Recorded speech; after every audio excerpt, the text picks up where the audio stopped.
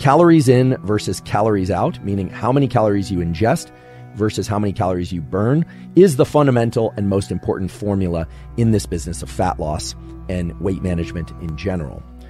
There's simply no way around the fact that if you ingest far more calories than you burn, you're likely to gain weight. And a good portion of that weight is likely to be adipose tissue, fat. It's also true that if you ingest fewer calories than you burn, that you will lose weight, and that a significant portion of that will come from body fat. What portion depends on a number of factors, but that simple formula is important. Highly processed foods change the way that we utilize food and can lead to higher incidences of obesity and other metabolic syndromes that go against the idea that a calorie is a calorie and that's it. So a calorie is a calorie as a unit of energy, and we need to accept and acknowledge this calories in, meaning calories ingested versus calories burned formula. But the calories burned portion is strongly influenced by a number of things that you can control that can greatly accelerate or increase the amount of adipose tissue or the proportion of adipose tissue that you burn in response to exercise and food. So your hormones are important.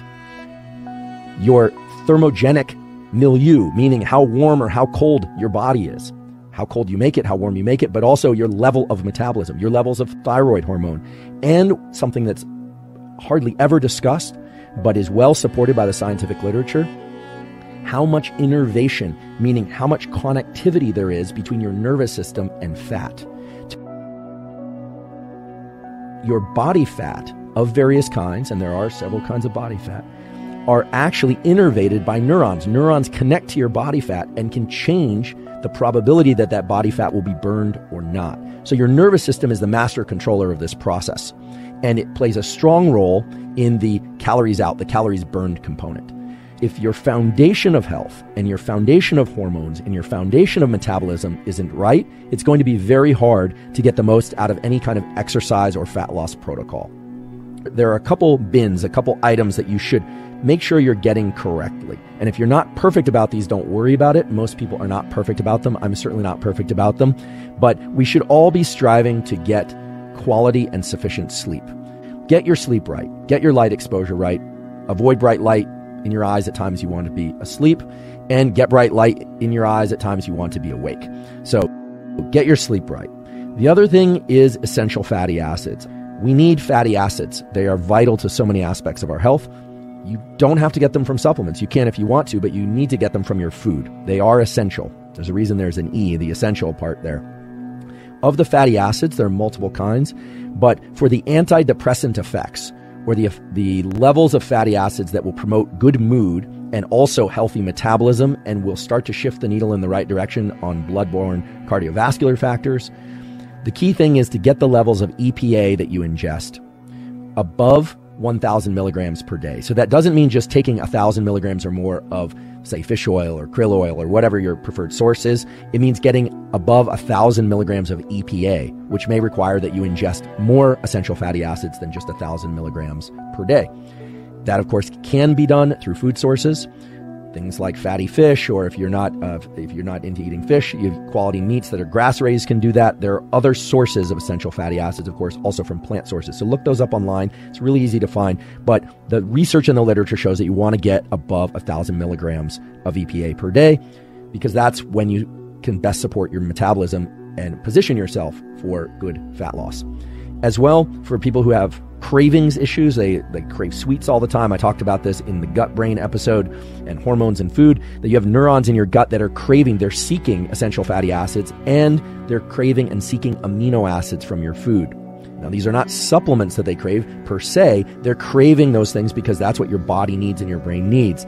But those same neurons will respond to sugars. And so many people who are craving sugar can satisfy that sugar craving by giving the neurons, so to speak, what they actually want, which are amino acids and essential fatty acids. That includes EPA, but also things like glutamine, an amino acid that can really reduce sugar cravings if you take a teaspoon of that or even a tablespoon of that a few times a day. You have to ease into that a little bit because some people can get a little bit of GI distress from too much glutamine, but glutamine has also been shown to improve symptoms of leaky gut. It's a powerful amino acid. And yes, you can also get it from food. Things like cottage cheese are high in glutamine, etc. And then finally, You can't really position yourself to have a strong metabolism if your iodine levels aren't correct and your thyroid levels aren't correct. You can overdo iodine, so you don't want to do that.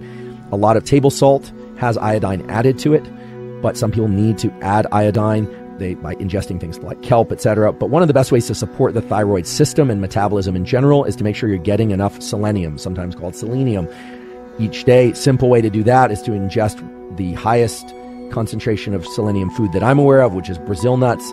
1 or 2 or 3 of those per day, you'll have more than enough selenium to meet the thyroid needs.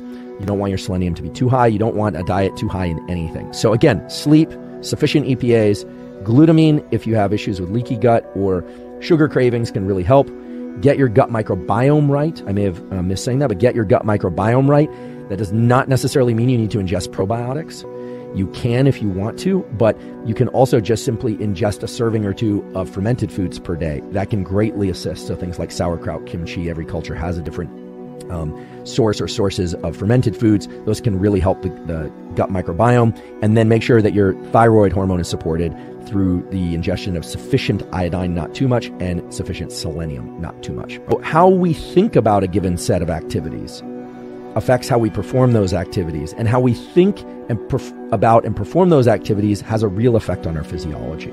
So somewhere between the hard and fast rule that governs fat loss and weight loss, which is if you ingest more calories than you burn, you'll either maintain or gain weight. Typically you'll gain weight, although not always.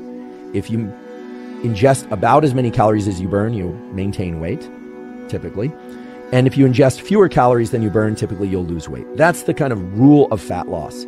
And yet we also have these belief effects which show, and this has been replicated again and again, that how we think about a process, whether or not we think it's beneficial, can change our physiology in ways that can be beneficial to us.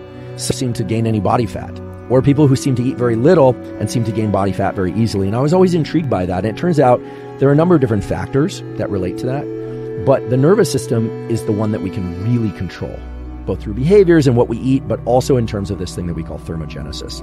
Neurons has the opportunity to turn up the intensity of that furnace. It has the opportunity to increase the amount of heat that we produce, and therefore the amount of energy that we burn.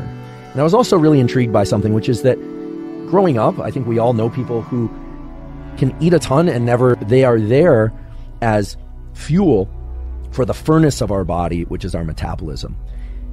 And there's a third player, and that's where it really gets interesting, that the nervous system, tissue of our bodies, adipose tissue and fat, we think of as just this unfortunate thing, this, like, we're told it's a core energy source if we ever entered a famine, and that's all true, etc. We come to realize that these cells in our body, there's 2 parts to this process. One is fat mobilization, and the second is fat oxidation or utilization, okay?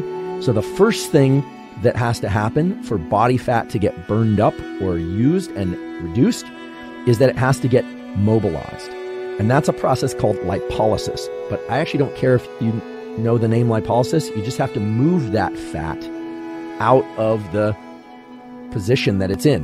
You have to get it out of the fat cells, right? Fat cells can be visceral around our viscera, our organs, or they can be subcutaneous under our skin. Most people are thinking about subcutaneous fat when they think about fat.